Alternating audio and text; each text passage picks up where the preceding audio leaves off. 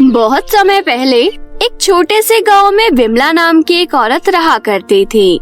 विमला के पति की मृत्यु कुछ वर्षों पहले हो गई थी। उसका एक 10 साल का बेटा भी था जिसे वो स्कूल भेजा करती थी। विमला गांव में दाई का काम किया करती थी। गांव की गरीब बहुएं और औरतें जो भी अस्पताल नहीं जा सकती थी, विमला उनके यहाँ डिलीवरी करने का काम किया करती थी।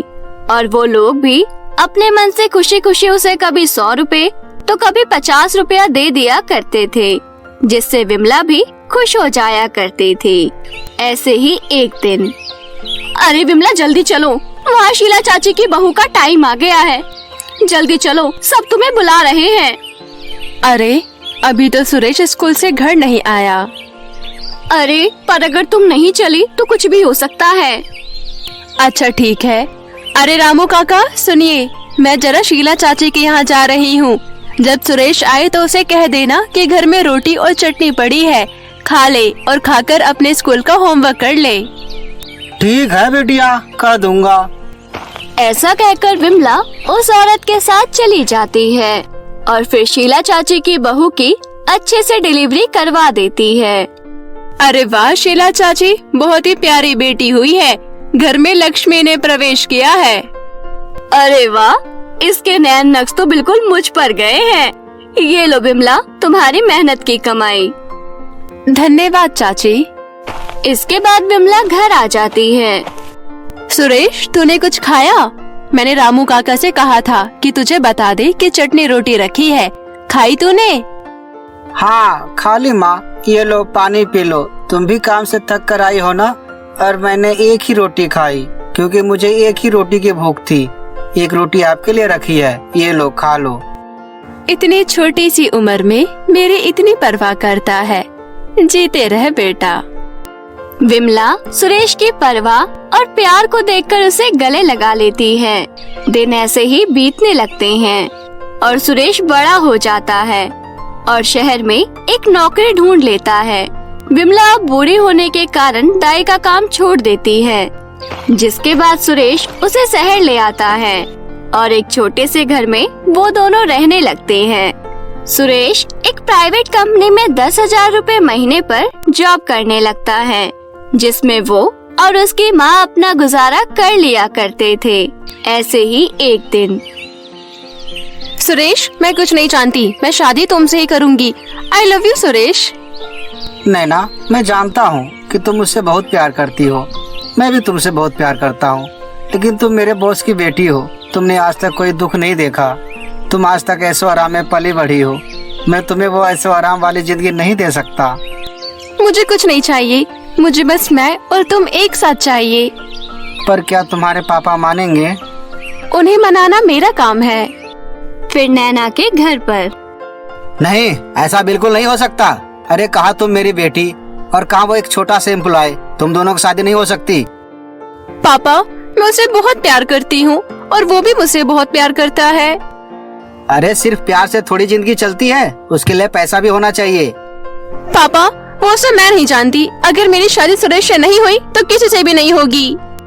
इसके बाद ना चाहते हुए भी नैना के पापा उसकी शादी सुरेश से करवा देते हैं, जिसके बाद उन दोनों की शादी धूमधाम से हो जाती है। शादी के बाद, सुरेश ये एसी पापा ने मुझे गिफ्ट में दिया है, प्लीज ये जल्दी से जल्दी लगवा देना। नैना, मैंने तुम्हें पहले ही कहा था, मैं तुम्हें किसी ऐशो आराम में रखने की हैसियत नहीं रखता, और अगर ये एसी मैं लगवा भी दूं तो इसका बिल बहुत ज्यादा आएगा जो मैं भर नहीं सकता।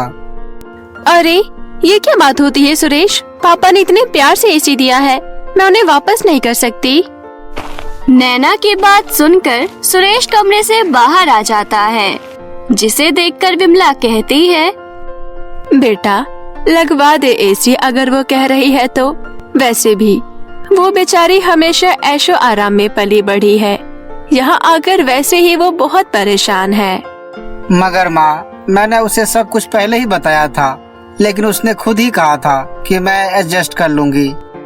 हाँ बेटा वो मैं जानती हूँ, पर उसे थोड़ा तो टाइम लगेगा ही ना। जा जल्दी से कोई बिजली वाले को बुलाकर लगवा दे बहू के कमरे में एसी।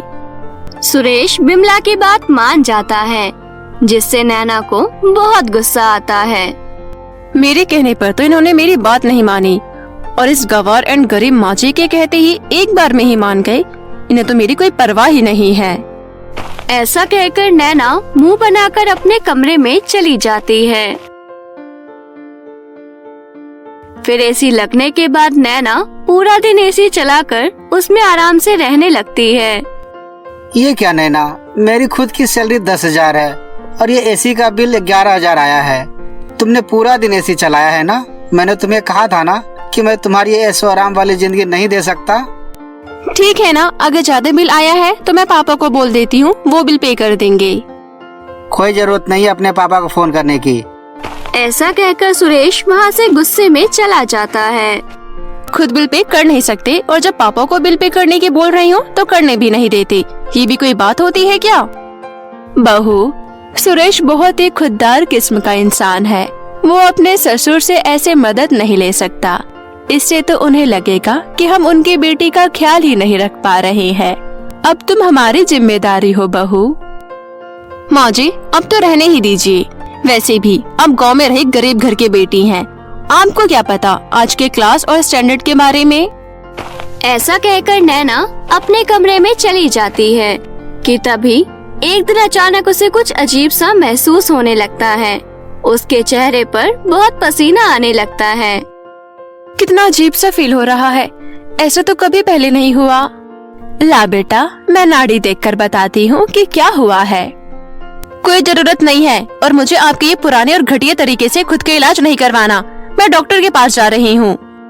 इसके बाद नैना डॉक्टर के पास जाती है और डॉक्टर उसे माँ बनने की खुशखबरी देती है।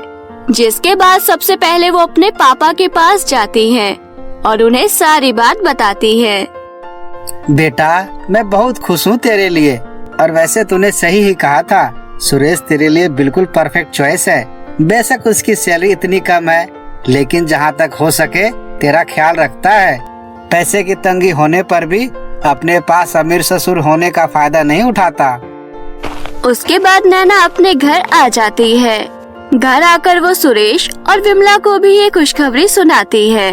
अब विमला नैना का और अच्छे से ध्यान रखने लगती है। दिन ऐसे ही बीतने लगते हैं। मानसून के दिन आ जाते हैं। तेज बारिश, बिजली, तूफान जैसा मौसम रहने लगता है। धीरे धीरे नैना की डिलीवरी का भी समय नजदीक आने लगता है। फिर एक दिन, बेटा, ये अचानक से लाइट कैसे चली गई? पूरे घर में अंधेरा हो रखा है। माँ, लगता है इतनी तेज बारिश की वजह से ऐसा हुआ है। कि तभी कमरे में से नैना के चिल्लाने की आवाज आती है। मुझे दर्द हो रहा है। सुरेश प्लीज कुछ करो, ये दर्द अब मुझसे बर्दाश्त नहीं हो रहा। सुरेश, लगता है बहू की डिलीवरी का टाइम आ गया है। जल्दी से डॉक्टर को फोन कर। इस वक्त रात के 1 बजे कोई भी डॉक्टर अवेलेबल नहीं है। सुरेश, मेरे फोन में मेरे पर्सनल डॉक्टर का नंबर है, प्लीज उसे फोन करो। सुरेश उसे भी फोन करता है, पर वो भी शहर से बाहर होती है। नैना के पापा भी अपने कांटेक्ट के डॉक्टर को ढूंढने की कोशिश करते हैं, पर इतनी तेज बारिश और तूफान के समय कोई भी डॉक्टर अवेलेबल नहीं होता। सब बहुत परेशान हो जाते हैं। जिसके बाद विमला कहती है, सुरेश, अगर तू कहे तो मैं ही नैना की डिलीवरी करवा दूं। नहीं नहीं, मैं आपको हाथ भी लगाने नहीं दूंगी। अगर मेरे बच्चे या मुझे कुछ हो गया तो। अरे नैना, तुम चिंता मत करो। माँ गांव में दाई रह चुकी है। उन्होंने कितने घरों में बच्चों की किलकारियाँ सुनवाई है। तुम इन पर पूरा भरोसा कर सकती हो। नहीं, मैंने कह दिया ना, मैंने हाथ भी लगाने नहीं दूंगी। इन्हें कहो यहाँ से चली जाए। इसके बाद नैना का दर्द बढ़ने लगता है और दर्द के मारे वो बेहोश हो जाती है। जिसके बाद विमला, देख सुरेश, अब और ज्यादा देर नहीं कर सकते। मुझे बहू की डिलीवरी करनी ही होगी, तो तू थोड़ी देर बाहर जा। इसके बाद सुरेश बाहर चला जाता है और विमला नैना की डिलीवरी करने लगती है।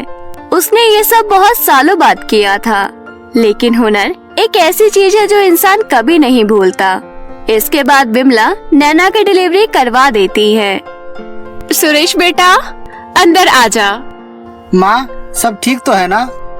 हाँ बेटा, जच्चा और बच्चा दोनों ठीक है और मैं दादी बन गई हूँ और तू पापा। थोड़ी देर बाद नैना को होश आता है तो सुरेश नैना को बताता है कि उसके बेहोश होने के बाद उसकी माँ ने कितनी मेहनत करके उसकी डिलीवरी करवाई है। इसके बाद नैना को अपने किए व्यवहार पर पछतावा होता है और वो विमला को अपने कमरे में बुलाती है। माँ जी, मुझे माफ कर दीजिए, मैं बहुत डर गई थी और मुझे लगा कि आप एक गरीब घर से हैं। आपको क्या पता कि ये सब कैसे होता है।